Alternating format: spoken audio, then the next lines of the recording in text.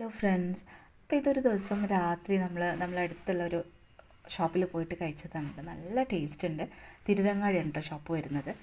അപ്പം ആ റൂട്ടിൽ ആരെങ്കിലും ഉണ്ടെങ്കിൽ ഒന്ന് ട്രൈ ചെയ്യട്ടോ. ഇത് നമുക്ക് പിറ്റേ ദിവസം എൻ്റെ മോൻ്റെ ബർത്ത്ഡേ നവംബർ 6 ആയിരുന്നു കേട്ടോ. അപ്പോൾ നമ്മളന്ന് ചെറുതായിട്ട് ഒരു കേക്കൊക്കെ കട്ട് ചെയ്തു. കേക്ക് വാങ്ങിച്ചതല്ല, ഞാൻ തന്നെ ഉണ്ടാക്കിയതാണ് കേട്ടോ. റെഡ് വെൽവെറ്റാണ് ഇതിൻ്റെ ഫ്ലേവർ വരുന്നത്. അപ്പം എൻ്റെ അമ്മയും പിന്നെ നമ്മൾ അയ്പക്കുട്ടനും കൂടെയാണ് കേട്ടോ കേക്ക് കട്ട് ചെയ്യുന്നത്. അങ്ങനെ മാഷാല്ലാ അവൻ്റെ ചെറിയൊരു ആഗ്രഹമായിരുന്നു കേക്ക് കട്ട് ചെയ്യണം. അപ്പം അതങ്ങോട്ട് സാധിച്ചു കൊടുത്തു. അങ്ങനെ കാര്യമായിട്ട് പരിപാടിയൊന്നുമില്ല.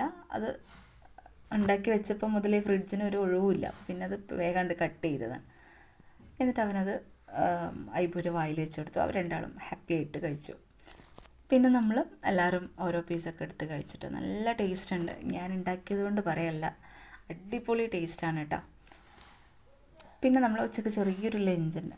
കുറച്ച് ഫ്രൈഡ് റൈസും പിന്നെ ഒരു ചിക്കൻ കടായി, നമ്മളതായത് ബ്രോസ്റ്റ് ടൈപ്പിൽ ചിക്കൻ ഫ്രൈ ചെയ്തിട്ട് പിന്നെ ഒരു കടായി പോലെ ഉണ്ടാക്കിയതാണ് കേട്ടോ.